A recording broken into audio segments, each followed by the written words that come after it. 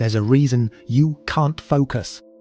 And the Greek philosophers discovered it 2,400 years ago. And no, it's not your phone's fault. Have you ever said on book, read the same sentence 3 times and still understood nothing? Your eyes were on the page, but you weren't there. Everyone tells you to turn off notifications, eliminate distractions, try Pomodoro. Yet you stay stuck in the same place. And I know how difficult it is. Maybe you want to study to fulfill a dream, get into college, start a business, help your family.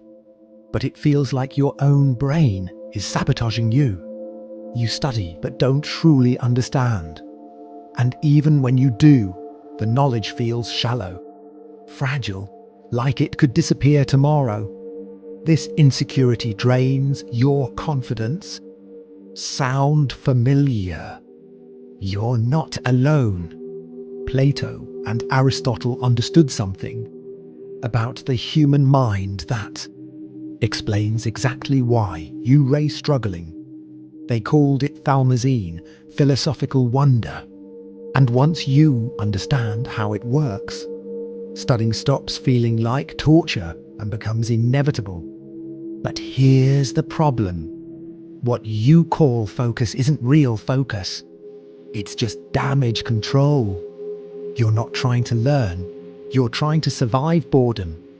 And the worst part, everything you've been taught about studying better may be making things worse. Meet Henry. He's 17, lives in Ohio, and is studying for college entrance exams. Working class family. Father in a factory, mother a nurse. He's the first in his family with a real shot at college. He knows what's at stake. But every time he opens his chemistry book, his stomach tightens. It's not laziness, it's something heavier. Every page feels like climbing a mountain with bare hands. He reads, rereads, pretends he understood. But deep down nothing's. Tomorrow he'll have to do it all again. His friends seem to learn effortlessly. One even laughs at him. Dude, this is basic. So Henry studies harder to 5, 6 hours a day. Flashcards, colourful notes, YouTube videos. But his grades don't budge. Worse, he begins to physically hate studying. Henry's problem wasn't effort. It was purpose. He was doing everything for the wrong reasons, and his brain knew it. He wasn't studying chemistry to understand chemistry. He was studying to escape the pain of disappointing his parents, the pain of being the dumb friend, the pain of failing. He fell into the illusion of knowledge, memorizing, repeating sentences, recognizing patterns instead of understanding them. On tests, he could replicate.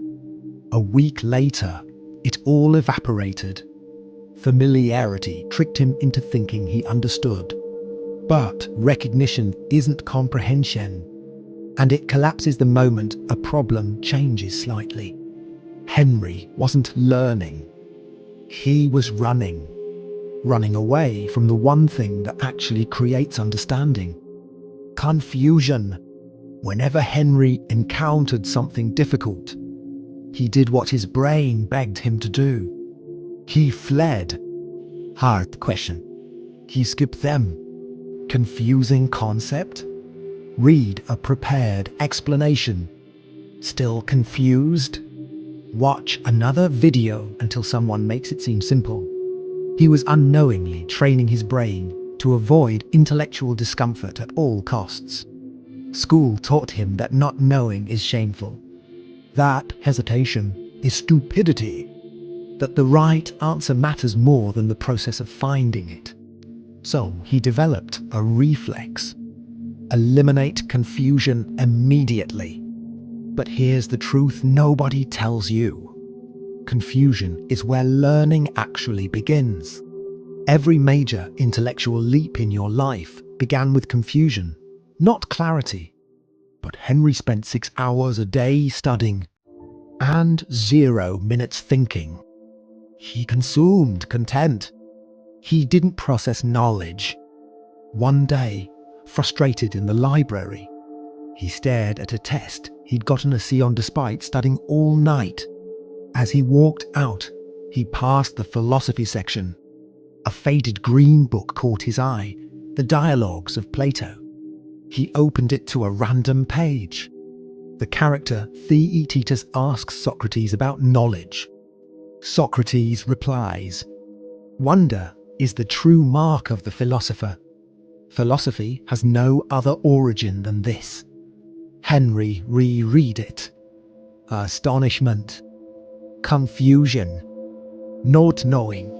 The Greeks didn't avoid confusion. They treated it as the starting point. They even had a word for it.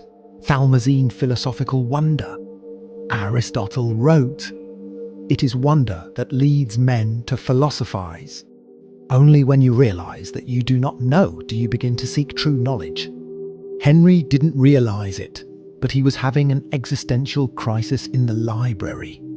He realized he wasn't studying to learn. He was studying to fake knowing.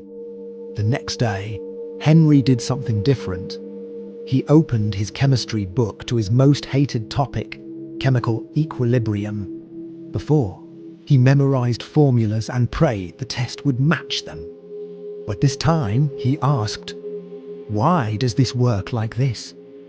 Not, how do I solve it? Not, what formula do I use? But, why do chemical reactions reach equilibrium at all?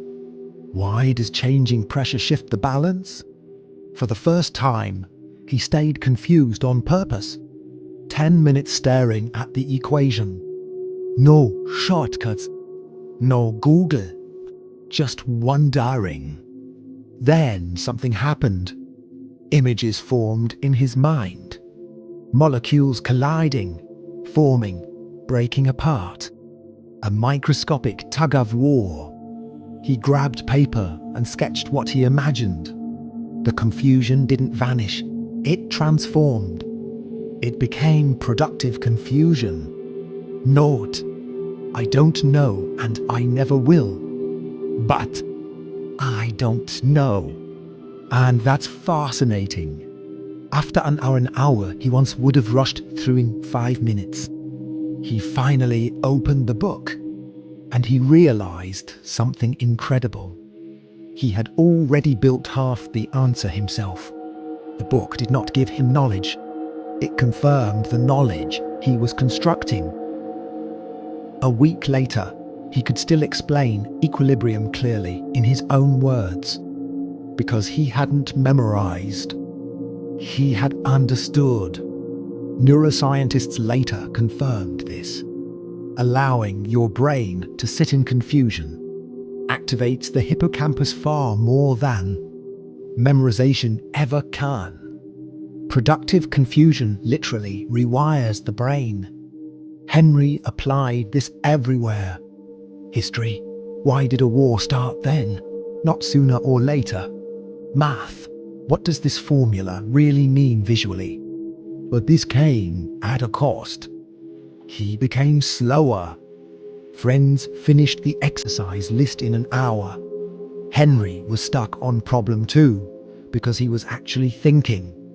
In class, he asked deeper questions. Sometimes the teacher got annoyed.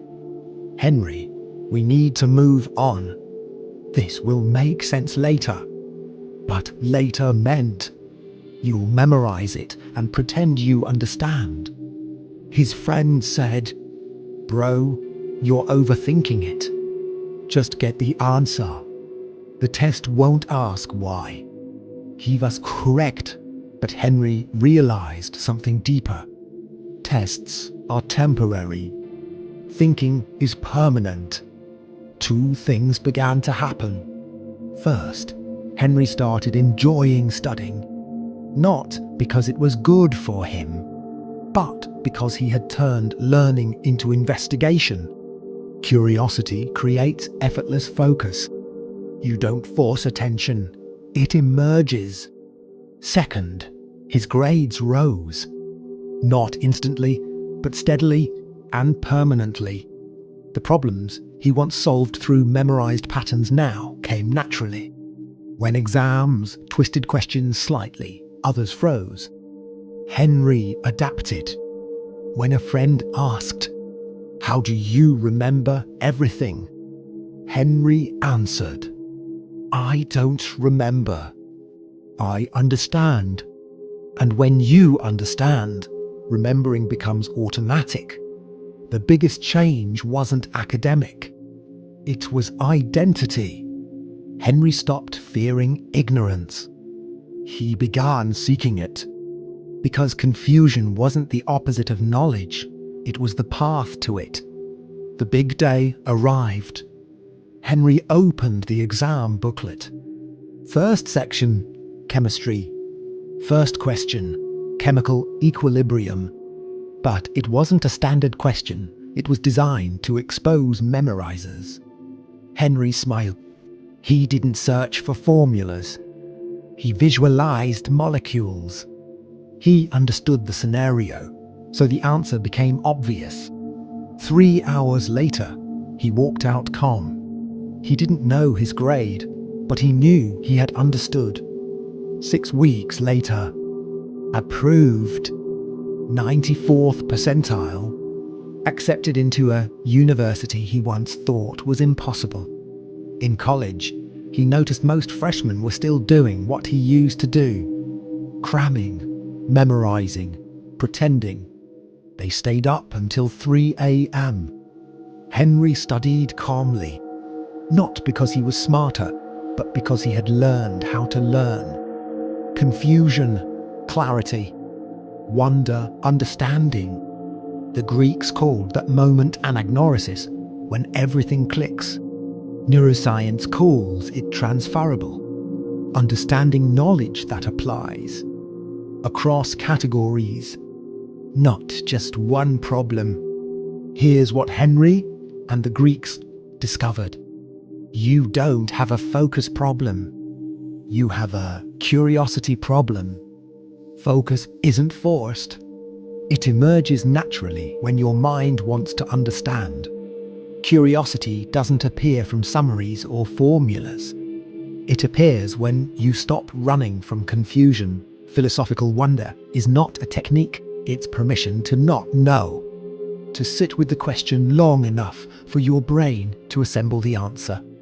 This makes you slower at first. Others will finish faster. They'll read for books while you deeply understand one. But 6 months later, while they reread because they retained nothing, you build on solid foundations. Studying wasn't the problem. Your relationship with confusion was. Next time you open a book, don't ask, "How do I solve this quickly?" Ask, "Why does it work this way?" Let your brain dwell on the question until the answer reveals itself. That's the secret the philosophers knew. Focus isn't brute effort. It's fascination. If this video changed how you see learning, subscribe and comment. What subject will you investigate with Thalmazine this week? Remember, confusion isn't your enemy. It's your fuel.